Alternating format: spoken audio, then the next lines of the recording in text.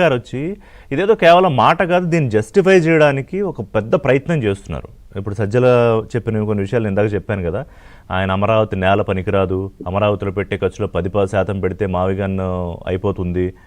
ఈ ఇంకోటి ఏంటంటే అక్కడ తెచ్చి అప్పు తెచ్చి కడుతున్న డబ్బుని 47,000 కోట్లు ఆయన నిన్న చెప్పిన లెక్క, దాంతో మెడికల్ కాలేజీలు పూర్తి చేయొచ్చు, హందిరినేవా పూర్తి చేయొచ్చు. అంటే ఇదేంటంటే ఒకవేళ ఎవరన్నా దీన్ని ఆలోచిస్తే అవును కదా అని ఒక ఆలోచన ఏమన్నా చేయడానికి చేస్తున్న ఒక కుట్ర. What is the conspiracy behind this, Nagarjuna గారు? రిషి గారు, మీకు చర్చలో పాల్గొంటున్నటువంటి గాది వెంకటేశ్వర్లు గారికి, సోదరి శిరీష్ గారికి, ఏబిఎన్ వీక్షకులకు శుభోదయం అండి. ఒక రకంగా చెప్పాలంటే రిషి గారు, జగన్మోహన్ రెడ్డి గారు ఆంధ్రప్రదేశ్ మీద కక్ష కట్టారండి. ఎలా అంటే, నేను చక్కగా మీకు 3 రాజధానులు ఇచ్చి వైజాగ్ లో పాలనా రాజధాని పెట్టుకొని 400 కోట్ల రూపాయలతో నేను ఒక ప్యాలెస్ కట్టుకొని అక్కడి నుంచి మిమ్మల్ని అందరినీ బ్రహ్మాండంగా పాలిస్తానంటే నన్ను 11 సీట్లకే మీరు పరిమితం చేస్తారా? కాబట్టి ఈ రాష్ట్రం ఎలా బాగుపడుతుంది, మీరు ఎలా బాగుపడతారు, లేకపోతే రాజధాని ఎలా వస్తుందో నేను చూస్తాను అనేటువంటి భావంతో ఆయన ముందుకెళ్తున్నాడు. అలాగే ఆయన రాళ్లు కొట్టి కష్టపడి సంపాదించినటువంటి 2,75,000 కోట్ల రూపాయలు పథకాల రూపంలో ప్రజలకు పంచినప్పటికీ మీకు నేను ఇస్తే నాకు ఓట్లేరా మీరు? కాబట్టి మీరు ఎలా బాగుపడతారు, రాష్ట్రం ఎలా బాగుపడుతుంది అనేటువంటి భావనలోకి ఆయన వచ్చి ఆ డైరెక్షన్ లోనే పనిచేస్తున్నారు. రిషి గారు, జనరల్ గా పెద్దలు ఒక మాట చెప్పుకుంటారు, if you cannot convince others just confuse them అంటారు. అవును, మీ వాదనతోటి వాళ్ళని ఏకీభవించేట్టుగా చేయలేకపోతే వాళ్ళని గందరగోళం చేయమంటారు.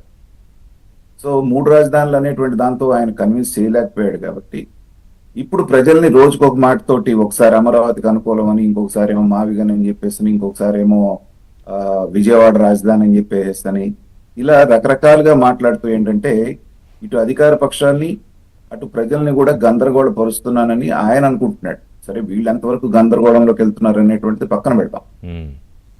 అయితే ఇక్కడ ఏదో ఆయన కన్ఫ్యూజ్ చేస్తున్నాడనో లేకపోతే ఏదో పిచ్చోళ్ళగా మాట్లాడుతున్నాడు అనుకోవటానికి లేదండి. ఇక్కడ కొంచెం మనం సైంటిఫిక్ గా క్రిటికల్ గా కనుక అనలైజ్ చేయగలిగితే 2019లో ఆయన అధికారంలోకి తీసుకొచ్చిన వాటిలో ముఖ్యమైనటువంటి విషయం, ఆయన చేసినటువంటి ప్రచారం ఏంటంటే, ఈ అమరావతి ఏదైతే ఉందో చంద్రబాబు నాయుడు గారు రాజధాని నిర్మిస్తానన్నాడు, 2019 నాటికి నిర్మించలేదు.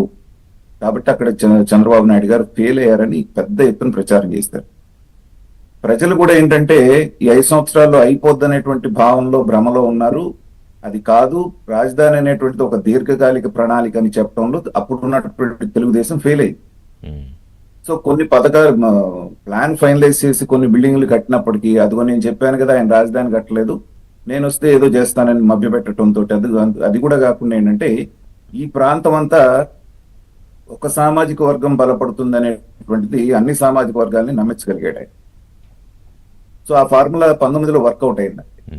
అయిపోయిన తర్వాత ప్రజలు గమనించి 2024లో పెద్ద ఎత్తున కూటమిని తెచ్చుకున్న తర్వాత ఈ 2 సంవత్సరాలుగా ఆయన అనేకమైనటువంటి ప్రయత్నాలు ప్రభుత్వం మీద వ్యతిరేకతను పెంపొందించడానికి చేసిన ప్రతి కార్యక్రమం ఫెయిల్ అయ్యి, ఆ రోజున మొదలుపెట్టిన పొగాకు రైతుల పరామర్శ దగ్గర నుంచి నిన్న జరిగినటువంటి డిఎస్సి దాకా ఏది తీసుకున్నా దాంట్లో వీళ్ళు ఫెయిల్ అవటం, ప్రజలు నవ్వుకోవటం జరిగింది. కానీ దేంట్లోనూ వీళ్ళకి మైలేజ్ రాలేదు.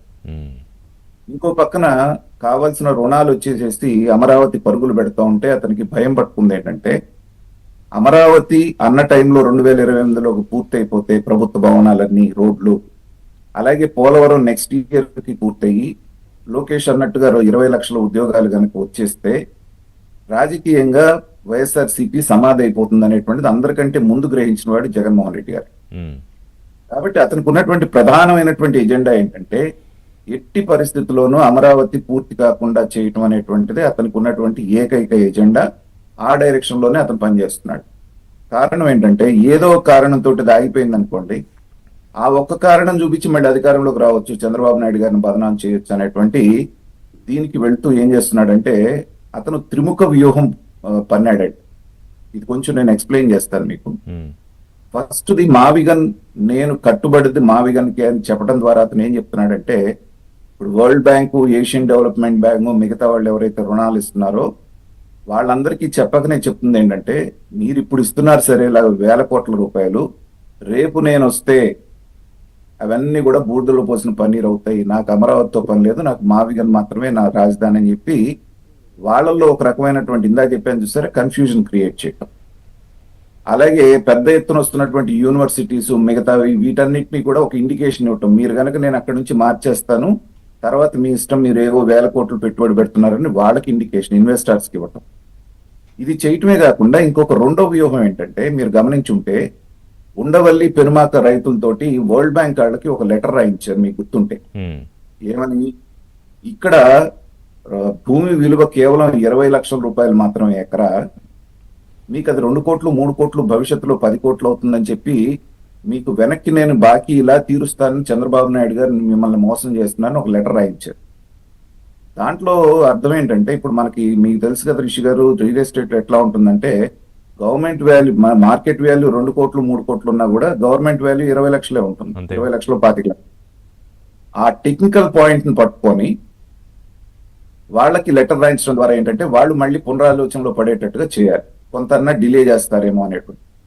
ఇక మూడో వ్యూహం మొన్న మనం చూసాం, సిఆర్డిఏ రైతుల పరిరక్షణ కమిటీ పేరుతోటి పేర్ని నాని అంబటి రాంబాబు లాంటి వాళ్ళందరూ వెళ్ళినప్పుడు చేసినటువంటి యాగి గొడవ వాళ్ళకి తెలుసు, ఖచ్చితంగా అక్కడికి వెళ్తే రైతులు తిరగబడతారని తెలుసు, దాడి చేస్తారని తెలుసు, చేయించుకోవాలని వెళ్ళారు. పైగా వీళ్ళ దాంట్లో కూడా రౌడీ షీటర్లు ఉన్నారుగా.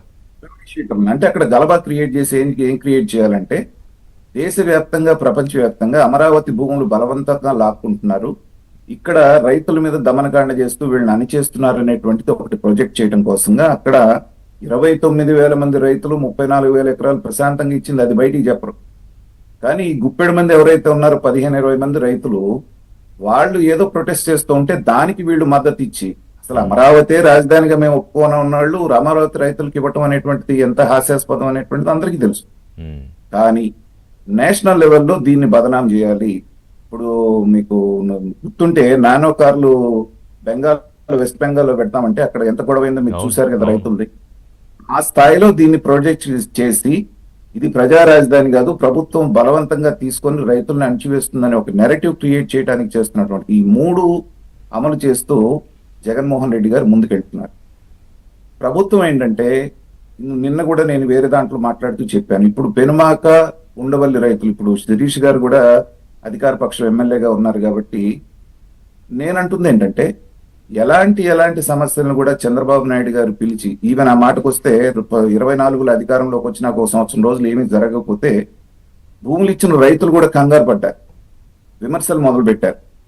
కానీ చంద్రబాబు నాయుడు గారు ఒక్కసారి పిలిచి వాళ్ళని భుజం మీద చేసి నేనున్నాను అనగానే రెండో పూలింగ్కి కూడా 60% భూములు ఇచ్చేశారు. అలాంటిది మరి ఈ ఉండవల్లి పెనుమాక రైతులను పిలిపించుకొని చంద్రబాబు నాయుడు గారు ఎందుకు మాట్లాడలేదు, లోకేష్ గారి నియోజకవర్గం అని.